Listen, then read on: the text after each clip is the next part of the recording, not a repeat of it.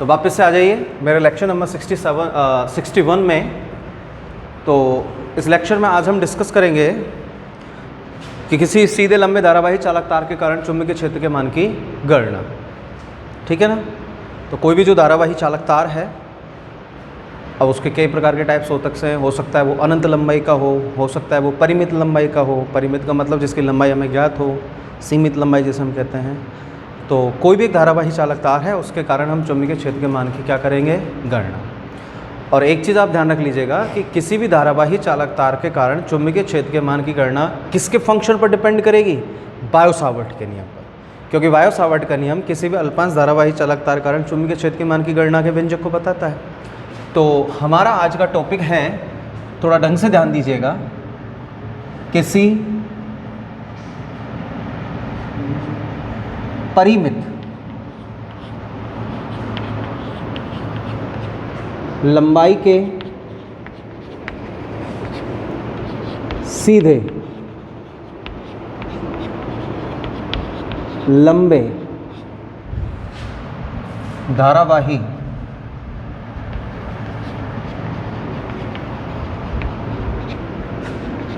चालक के कारण उत्पन्न चुंबकीय क्षेत्र, इसके मान की हम क्या करेंगे, गणना। तो हमारे पास एक परिमित लंबाई का सीधा लंबा कोई भी एक धारावाही चालक तार है, उसके कारण हम चुंबकीय क्षेत्र के मान की क्या करेंगे, गणना करेंगे। तो आप ध्यान दीजिएगा, इसको आप समझोगे कैसे। तो आपका जो टॉपिक है वो टॉपिक है कि कोई भी एक स्ट्रेट वायर है जिसकी लेंथ हमें मालूम है, उसके कारण हमें किसी पॉइंट पर चुंबकीय क्षेत्र के मान की गणना करनी है। तो इसका जो थ्योरेटिकल पोर्शन है वो थ्योरेटिकल पोर्शन आप कैसे बनाओगे। तो हमने कोई भी एक परिमित लंबाई का धारावाही चालक तार लिया जिसका नाम हमने दे दिया X by A B C D, जो भी आप देना चाहो कुछ भी दे दीजिएगा। तो मैंने एक कोई परिमित लंबाई का सीधा लंबा धारावाही चालक तार ले लिया, उसका जो मिडेस्ट पॉइंट है वो क्या है, ओ, यानी कि इस परिमित लंबाई के धारावाही चालक तार का मध्य बिंदु ओ है। उससे स्मॉल डी दूरी पर, कितनी दूरी पर, स्मॉल डी दूरी पर कोई भी एक पॉइंट पी उपस्थित है जहां मुझे चुंबकीय क्षेत्र के मान की क्या करनी है, गणना। ठीक है। अब जो पॉइंट पी है जहां पर मुझे मैग्नेटिक फील्ड कैलकुलेट करना है, अब वहां पर मुझे क्या क्या काम करना पड़ेगा, तो ज़रा ध्यान दीजिए। प्रूफ थोड़ा ढंग से देखिएगा, बिल्कुल इजी सी डेरिवेशन है, लेकिन थोड़ा सा आपको माइंड कंसंट्रेट करके पढ़ना पड़ेगा। तो आप देखिएगा, ये मेरे पास एक सीधा लंबा धारावाही चालक हो गया। ठीक है। इसका नाम दे दिया मैंने एक्स वाई, और कोई ज़रूरी नहीं है कि आप इसका नाम एक्स वाई दें, कुछ भी दे सकते हैं जो आपकी इच्छा करे। ये इस धारावाही चालक तार का मिडेस्ट पॉइंट है, यानी कि मध्य बिंदु ओ है। इस मध्य बिंदु ओ से स्मॉल डी दूरी पर यहाँ पर एक कोई पॉइंट पी उपस्थित है जहाँ पर मुझे चुंबकीय क्षेत्र के मान की क्या करनी है, गणना। अब इसके लिए मैंने क्या किया है, इन दोनों सिरों से पॉइंट पी को मिला दिया है। तो एक्स-रे पर जो यहाँ पर एंगल बन रहा है वो है फाई 1, और वाई-रे के कारण जो यहाँ पर एंगल बन रहा है वो है फाई 2। ठीक है। अब जैसे कि मैंने आपको बताया है कि भाई इस संपूर्ण धारावाही चालक तार जो मैंने लिया है, इस टोटल धारावाही चालक तार की लंबाई मैं मान रहा हूँ स्मॉल एल, और मैंने मान लिया कि इस धारावाही चालक तार में कैपिटल आई मान की धारा बह रही है। तो मैं किससे ज्ञात करूँगा अब इस पर चुंबकीय क्षेत्र, इस पॉइंट पी पर जो मैं मैग्नेटिक फील्ड कैलकुलेट कर रहा हूँ ये किसके कारण होगा, बायो-सावर्ट कारण। तो बायो-सावर्ट एक साथ पूरे पर तो निकाल नहीं सकते, हमें कोई अल्पांश धारावाही चालक तार लेना पड़ेगा। तो हमने एक अल्पांश यूज़ में लिया है, और उस अल्पांश का नाम दे दिया मैंने ए डी, दे दिया अल्पांश का नाम। और इस अल्पांश के कारण मैंने पॉइंट पी पर एक एंगल बनाया है। तो देखो, इस अल्पांश के कारण पॉइंट पी पर जो एंगल बन रहा है, तो अल्पांश के कारण जो कोण बनेगा, देखो डी फाई। तो अल्पांश के कारण पॉइंट पी पर जो एंगल बन रहा है वो डी फाई। ये टोटल एंगल फाई 1 है और ये टोटल एंगल फाई 2 है। अरे बात समझ में। और इस अल्पांश के कारण जो एंगल बन रहा है वो कितना बन रहा है, डी फाई। ओके, ये जो दूरी है ना बीपी, आपको दिखाई दे रही होगी बीपी, ये दूरी कितनी है, स्मॉल आर। ठीक है, अब देखिए पॉइंट बी से मैंने भुजा ए बी पर एक लंब डाला है, पॉइंट बी से भुजा ए बी पर मैंने एक लंब डाला है, तो ये एंगल 90 डिग्री का कैलकुलेट हो गया। ये एंगल कितना बन रहा है, थीटा बन रहा है ना, कोई दिक्कत किसी को नहीं। और ये जो मेरे पास अल्पांश ए बी है, इस अल्पांश ए बी की जो लेंथ है वो अल्प होगी, और वो मैंने कितनी मान ली, डी है। तो उम्मीद करता हूँ कि सभी के डायग्राम की कहानी समझ में आई होगी कि डायग्राम मैंने कैसे कैलकुलेट किया है या किस हिसाब से मैंने इसका कंस्ट्रक्शन कंप्लीट किया है। ठीक है, अब हम ध्यान देते हैं, तो ध्यान दीजिए, यहाँ पॉइंट पी पर हम चुन के चलिए। देखो बेटा, ये एक धारावाही चालक है जिसमें ये कैपिटल आई मान का करंट फ्लो हो रहा है। मुझे इस पूरे परिमित लंबाई यानी कि जो एल लेंथ का जो ये कंडक्टर वायर है, इसके कारण मुझे मैग्नेटिक फील्ड कैलकुलेट करना है। तो हम किसके पास जाएंगे, बायो सावर्ट के पास जाएंगे, और बायो सावर्ट से पूछेंगे भाई क्या करें। तो बायो सावर्ट ने कहा है सबसे पहले मुझे याद करो, तो अकॉर्डिंग मिस्टर बायो सावर्ट, तो बायो सावर्ट के नियम से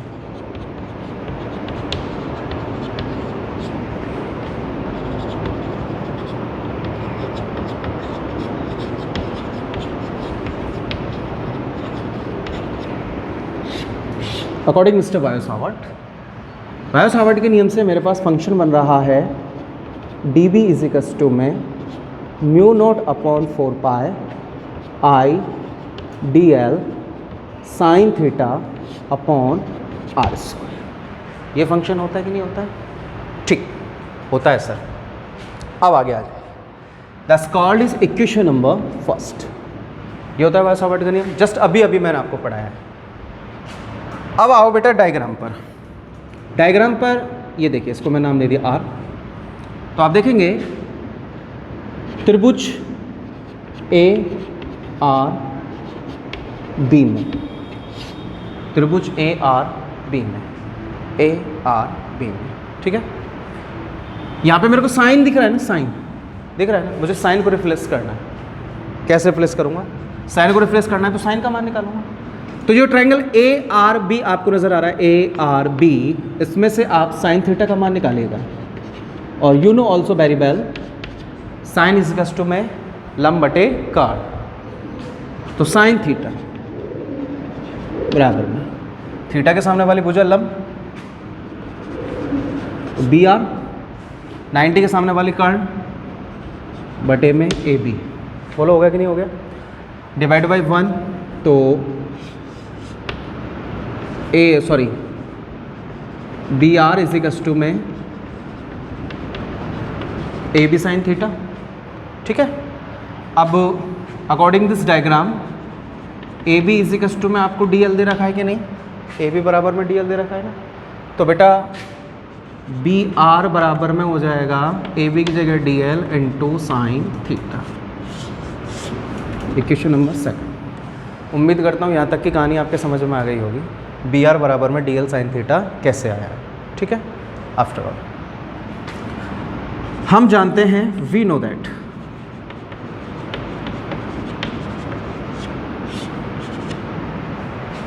ठीक है, हम जानते हैं, आपने लोअर स्टैंडर्ड में पढ़ा होगा, कोण बराबर में होता है चाप बटे त्रिज्या होता है, डिवाइड बाई 1। तो चाप इज इक्वल्स टू में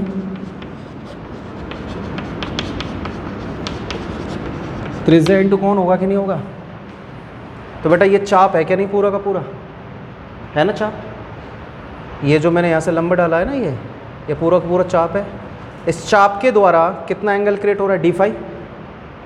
इसके लिए त्रिज्या कितनी बन रही है, स्मॉल आर बन रही कि नहीं बन रही है। तो चाप तो हो गया मेरे पास बी आर, हो गया। त्रिज्या कितनी बन रही है, स्मॉल आर, आप देख सकते हैं बन रही है स्मॉल आर।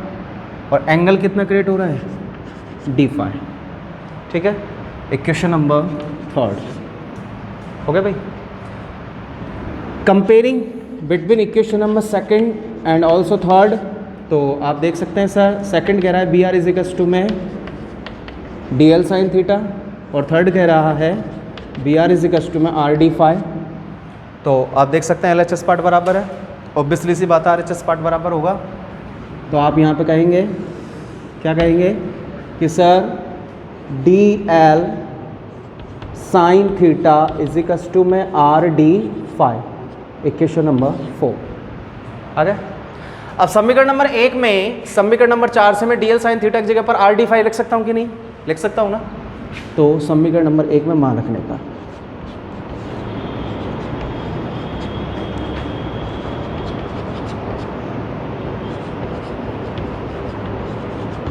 रखें मान, रखिएगा।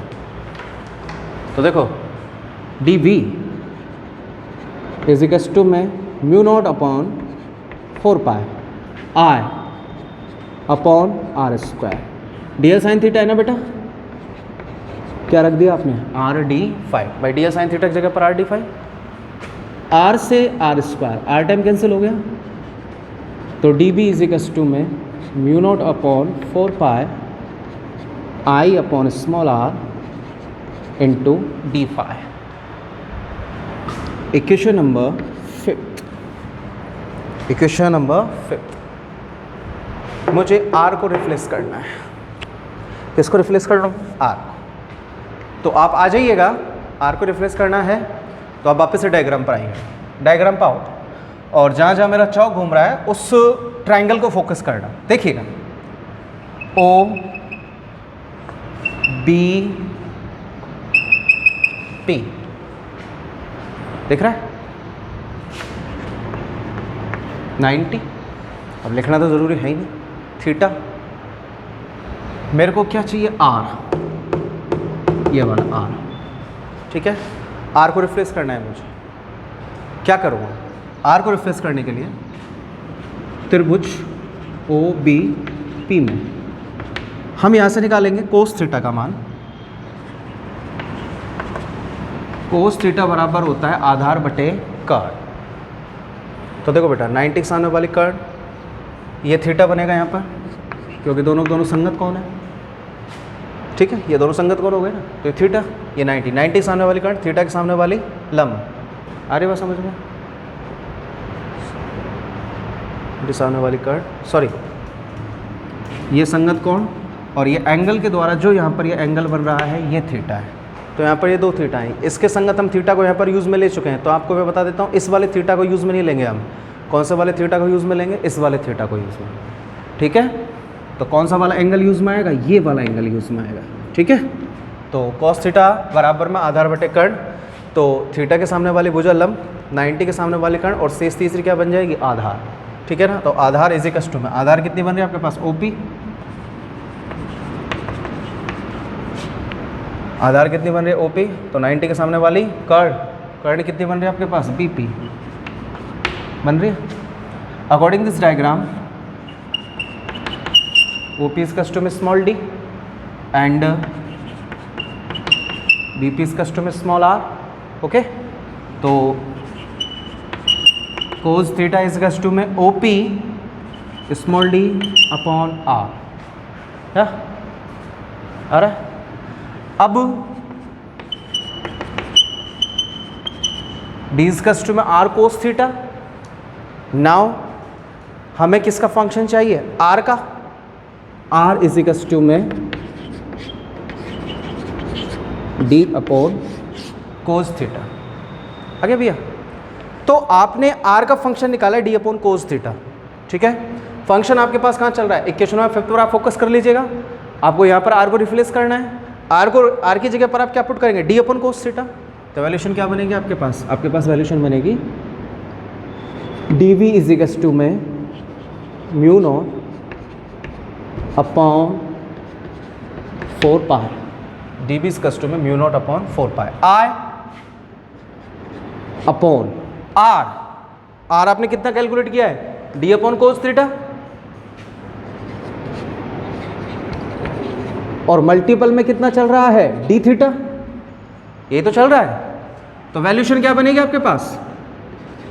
D B is equal to में mu naught upon 4 pi I upon small D cos theta D theta, equation number 6 ये बन गया। तो बेटा यहाँ तक समीकरण नंबर 6 तक जो भी हमने ये कैलकुलेशन की है केवल अल्पांश धारावाही चालक तार के कारण ही तो की है भाई। पहले dl sin थीटा को रिप्लेस किया, उसकी जगह r d थीटा रखा, r से r स्क्वायर को काटा तो r बचा, फिर r को रिप्लेस किया है, r को रिप्लेस किया है तो हमारे पास ये वैल्यू आ गई। ठीक है, तो ये जो भी फंक्शन आ रहा है यानी कि मैग्नेटिक फील्ड का इक्वेशन नंबर 6 तक जो भी फंक्शन है वो इस अल्पांश धारावाही चालक तार के कारण ही तो है। अब हमें तो करना है पूरे चालक तार के कारण, तो अब हम क्या निकालेंगे, संपूर्ण धारावाही चालक तार के कारण चुंबकीय क्षेत्र के मान की गणना। ठीक है ना, तो मैं यहाँ पे लिखूंगा संपूर्ण धारावाही चालक के कारण चुंबकीय क्षेत्र। तो मैंने जस्ट अभी आपको प्रीवियस लेक्चर में बताया था कि संपूर्ण निकालना है आपको, तो आप क्या ले लेंगे, समाकलन। तो integration dv integration mu naught upon 4 pi i upon d cos theta d theta. अब लिमिट देख लीजिएगा, लिमिट डिपेंड करेगी करंट की डायरेक्शन पर। करंट डाउनवर्ड टू अपवर्ड जा रहा है, तो लोअर क्वाड्रेंट से यानी कि डाउन क्वाड्रेंट से अप क्वाड्रेंट में जा रहा है। कितना एंगल बनाते हुए जा रहा है, φ2 से φ1 की ओर जा रहा है कि नहीं जा रहा है, φ2 से φ1। लेकिन एक चीज़ का याद रखना, डाउन से अप जा रहा है तो क्वाड्रेंट के अकॉर्डिंग डाउन से अप जा रहा है तो डाउन क्वाड्रेंट नेगेटिव होता है कि नहीं होता है, डाउन से अप पे जा रहा है ना, तो माइनस से किधर की ओर जा रहा है, प्लस। तो यहाँ पर φ2 किसके आएंगे, माइनस। ठीक है, आगे ध्यान दीजिएगा। Integration dB is equal to में mu naught upon 4 pi constant है, पहले भी मैं बता चुका हूँ, और म्यू नॉट अपॉन 4 पाई का संख्यात्मक मान 10⁻⁻7 के बराबर होता है। इनटू I नियत मान की धारा बह रही है, बटे में d, ये तो डिस्टेंस है तो ये भी कांस्टेंट है, बाहर निकाल लिया। तो mu naught upon 4 pi I upon d, integration limit -φ2 से लेकर φ1, और इनसाइड कौन बैठा है, कोस थीटा d थीटा। तो हमें जो इंटीग्रेट करना है या जिसका हमें समाकलन लेना है वो हमें किसका लेना है, कोस थीटा का लेना। किसका लेना है, कोस थीटा का। तो वैल्यूशन क्या बनेगी, देखिए बेटा, अब मैं इस पार्ट को यहाँ से यहाँ हल कर रहा हूँ तो मेरे पास वैल्यू आएगी, देखिए अब मैं समाकलन ले रहा हूँ तो बेटा dB का समाकलन बन गया है b, और ये वैल्यू हमारे पास यहाँ पे चली रही है, तो mu naught upon 4 pi I upon small d, और कोस थीटा का समाकलन हो जाएगा साइन थीटा, और लिमिट चल रही है -φ2 से लेकर φ1। ठीक है, तो b इज इक्वल टू में, now we are using putting the limit in this equation. तो आप देख सकते हैं मैंने कोस थीटा का समाकलन किया, कोस थीटा का समाकलन आ गया साइन, और लिमिट मेरे पास चल रही थी -φ2 से लेके φ1। ओके, अब आप देखेंगे और डी फाई, एक काम कीजिएगा आप इसको थीटा की जगह इसको फाई मान लीजिएगा, ये फाई।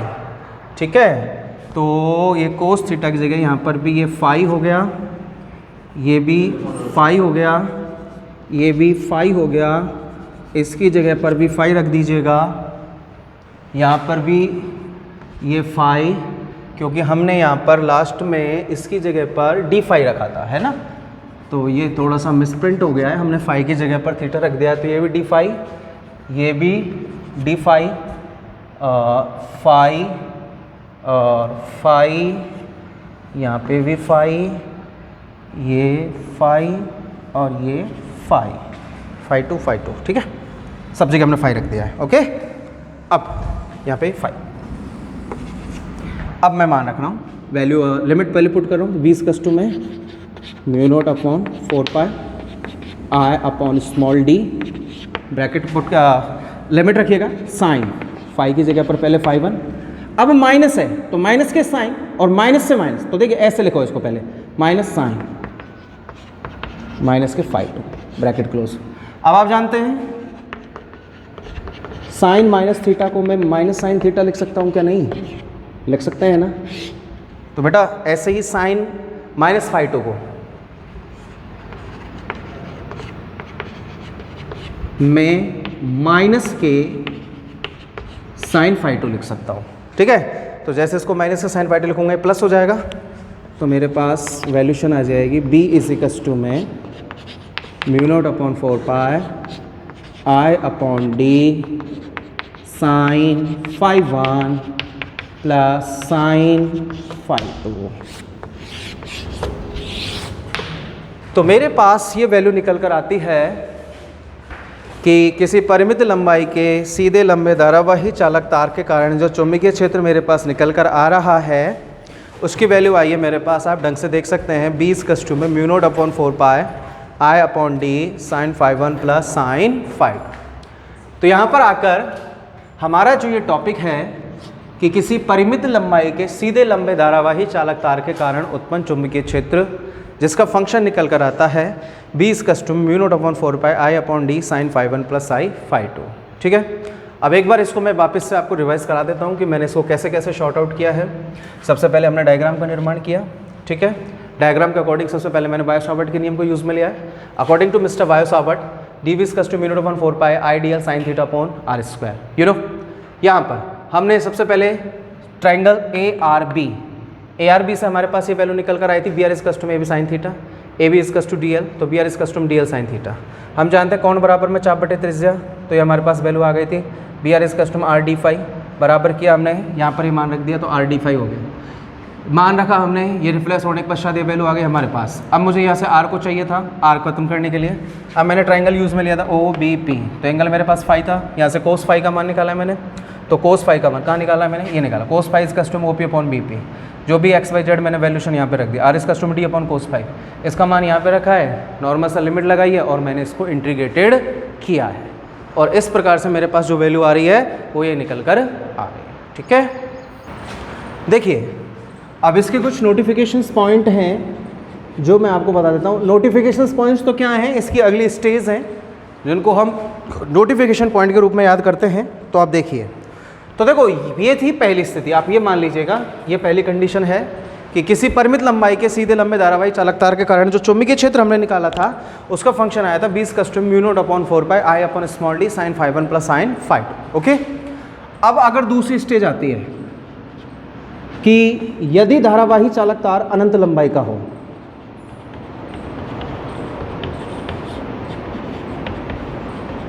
यदि धारावाही चालक तार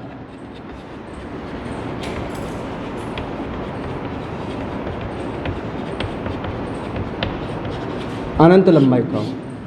अब एक बात बताओ बेटा, मेरी लिमिट है यदि धारावाही चालक तार अनंत लंबाई का हो, तो एक बात बताइएगा आप लोग, यहाँ पर तो मुझे इनकी लेंथ कैलकुलेट थी ना, परिमित लंबाई की थी, तो मैंने इनके एंगल को नाप लिया साहब, इस सिरे के कारण फाई 1 और इस सिरे के कारण कितना बन रहा है, फाई 2 बन रहा है। जब ये दोनों तार ही अनंत लंबाई का हो जाएगा तो मुझे क्या पता कहाँ तक जा रहा है ये, ठीक है। तो क्या यहाँ पर एंगल का निर्माण कैलकुलेट होगा क्या, नहीं। तो इसको मैं कितना मान लूँगा भाई, मान लीजिए ये अनंत लंबाई का धारावाही चालक तार है और ये मिडस्ट पॉइंट पी पर मुझे चुंबकीय क्षेत्र ज्ञात करना है, तो कहाँ से एंगल बनेगा हमें क्या पता है, अनंत लंबाई का है तो दोनों सिरों पर फाई 1 और फाई 2 दोनों कितने कितने डिग्री के बनेंगे, 90 डिग्री के बनेंगे कि नहीं बनेंगे, 99 डिग्री के बनेंगे, क्योंकि अनंत लंबाई का धारावाही चालक तार है। तो याद रखना जैसे ही वायर की लेंथ है वो इन्फिनिटी होगी तो अनंत लंबाई के धारावाही चालक तार कारण डायग्राम देख लीजिएगा, ये डॉटेड पॉइंट लगा देना, ये डॉटेड पॉइंट इन्फिनिटी लेंथ को रिप्रेजेंट करते हैं, ये डी डिस्टेंस, ये सेंटर्ड पॉइंट ओ और ये पॉइंट पी है प्रोपागेटिंग पॉइंट जहाँ पर हम मैग्नेटिक फील्ड कैलकुलेट कर रहे हैं।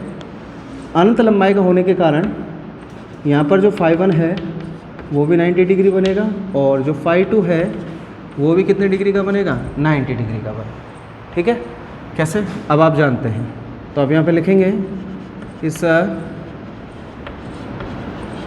वी नो दैट, हम जानते हैं कि परिमित लंबाई के धारावाही चालक तार कारण जो चुंबकीय क्षेत्र का सूत्र आपने ज्ञात किया है 20 equals to mu naught upon 4 pi I upon small D into bracket start sine phi 1 plus sine phi 2, क्या आपने कैलकुलेट किया है।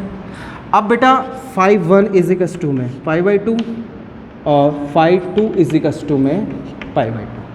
ये चल रहा है। दोनों का मान आप यहाँ पे रखोगे तो b = में μ0/4π I/d sin φ1 90 प्लस 90 साइन 90 का मान होता है 1 और 1 कितने हो जाएंगे 2 से 4 कितनी बार कट गया 2 बार, तो फंक्शन कितना आ जाएगा μ0I/2πd। आगे बात समझ में। तो अनंत लंबाई के धारावाही चालक तार के कारण उत्पन्न चुंबकीय क्षेत्र का सूत्र आ गया μ0I/2πd। ठीक है। एक विशेष अवस्था आती है जिसे हम बोलते हैं स्पेशल केस। क्या बोलते हैं? Special case. उसमें क्या होता है कि किसी एक सिरे से, जैसे कि यहाँ पर मैंने मिडेस्ट पॉइंट से लिया है, उसमें मैं क्या लूँगा, जैसे कि मान लीजिए ये धारावाही चालक तार है, तो अब तक तो हम उसके मिडेस्ट पॉइंट से ले रहे थे। अब मैं कैसे लूँगा, जैसे कि धारावाही चालक तार है, इसके एक सिरे से, ठीक है ना, यानी कि एक सिरे को मैंने ख़त्म कर दिया है, एक सिरे को मैंने क्या कर दिया है, ख़त्म कर दिया है ना। तो एक सिरा ख़त्म हो गया है तो φ2 बराबर कितना हो गया 0। हो गया ना 0, कोई टेंशन नहीं है। तो दूसरे सिरे से जो आप एंगल डालोगे तो वो φ1 बराबर φ मान लिया मैंने। तो विशेष अवस्था बन रही कि नहीं बन रही है? बन रही है ना। तो ज़रा ध्यान दो। तो वो थर्ड कंडीशन ऐसे बनेगी आपके पास,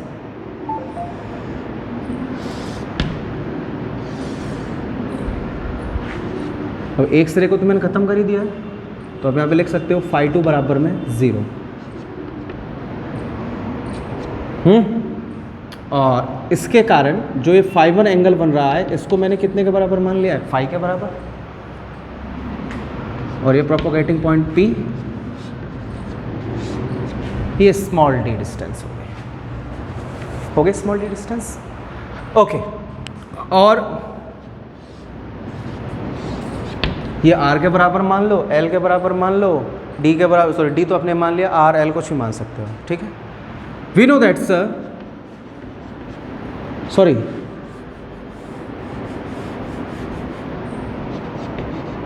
ये l, तो ये बन जाएगी l² + d², बिकॉज ये समकोण त्रिभुज है। पाइथागोरस प्रमेय से ये √l² + d²। तो वी नो दैट